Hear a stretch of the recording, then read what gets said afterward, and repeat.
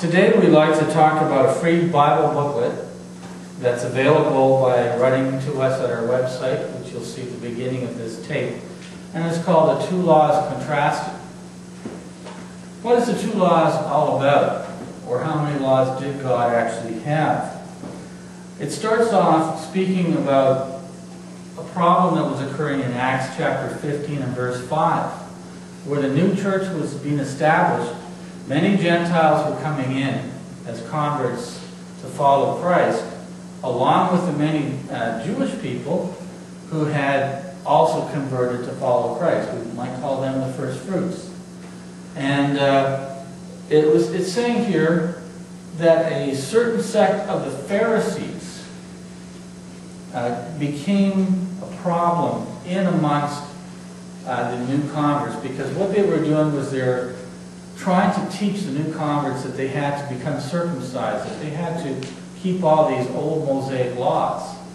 And so there was some confusion. Should they go back to those Mosaic laws? And what was the current status of those laws? And where were the Ten Commandments? Where did they stand? Paul went on to say that in Acts 17:5 and further down in 15:24 of Acts, that certain lewd fellows were sent from Jerusalem to subvert the gospel of Jesus Christ. Also mentioned in 2 Timothy chapter 2 and verse 14. And their goal was to bring back practices that would undermine their faith in Jesus and salvation by grace. Paul was shocked at the Galatians. He said, I marvel that ye are so soon removed from him, speaking of Jesus, that you called into the grace of Christ unto another gospel. Already they were being drawn away. And there was great controversy. Everybody desired to do the right thing in the church. They wanted to follow a spirit of truth, but there was confusion coming in. He was saying that they would pervert the very gospel of Christ. In Galatians chapter 2 and verse 4, Paul calls them spies. And he says that they are men who would spy out our liberty, our freedom.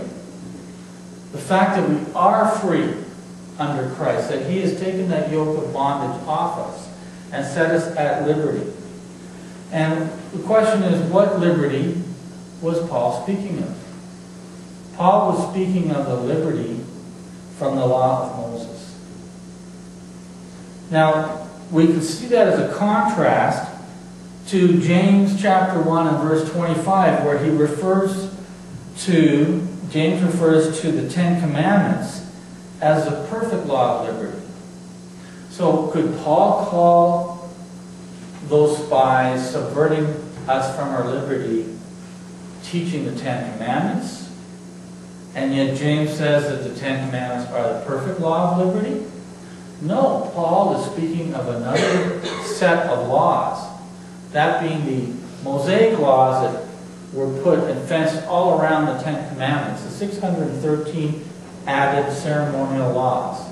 These were the laws that were unto bondage.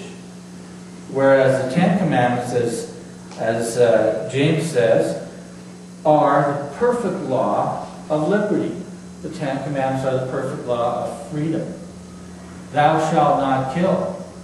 Thou shalt not commit adultery. These things are in effect and still good. But Galatians 4:24 tells us about a law of Moses that gendereth to bondage. So we must stand fast in the freedom that we now have and not become once again entangled with the yoke of bondage mentioned in Galatians chapter 5 and verse 2.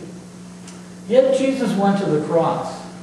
And on the cross, He nailed the law to the cross. What law did He nail to the cross? Well, we can find in Colossians 2:17, for the law having a shadow of good things to come and not the very image of the things, can never with those sacrifices which they offer year by year, continually make the comers thereby unto perfect. He's speaking of sacrificial laws. The laws that required atonement, feast days, and these kind of things. For every feast day was tied to blood sacrifice. And we see that in Exodus 23, 14 to 18, how these were all required. However, in Hebrews 10, verses 1 to 10, we see by the law that he said, O God, he taketh away the first that he may establish the second. Speaking of Jesus taking away the first ceremonial laws that he could establish freedom in Jesus, for he is our Paschal Lamb, fulfilling the Passover and therefore replacing it with the Lord's Supper, making that Passover an old law and the Lord's Supper a new and living way to Jesus. Was it not Jesus, when he died on the cross, that caused the veil in the temple to separate, and now we have access to that temple, right to the Holy of Holies? Through grace, we are able to approach the throne of mercy. Concerning the Ten Commandments, Jesus taught that we would keep the Ten Commandments. He said in Matthew 19, 16, and 17 that if we were to enter unto life, we should keep the commandments. And then he goes on even to mention a number of those commandments. Didn't list them all, but started off on speaking on some of them, so we would know which particular law he was referring to. The end of the commandment is charity, told to us in Matthew 22, 36, that we would love our neighbor and we would love our God ourselves, for this is the fulfilling of the Ten Commandments. We know that the law is good if the man uses it lawfully. 1 Timothy 5 and 8. So this can all be looked at in contrast of the two laws.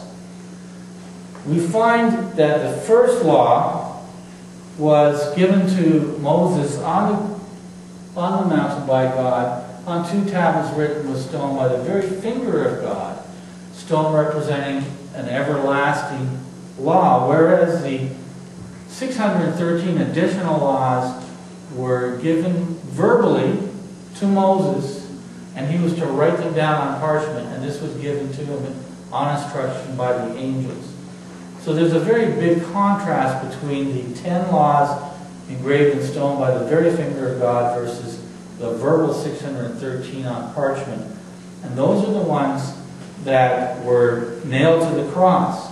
Why were they nailed to the cross? Because they were laws of handwriting and ordinances. And Colossians 2:14 tells us, blotting out the handwriting of ordinances that was against us, which was contrary to us, and took it out of the way, nailing it to his cross. What did Jesus teach us? He taught us that he nailed the ceremonial laws to the cross, and yet the Ten Commandments are still in effect. This book goes into much more detail, quoting scripture by scripture, so you can contrast the Ten Commandments versus the ceremonial laws and have an understanding of what's in effect today. May God bless you.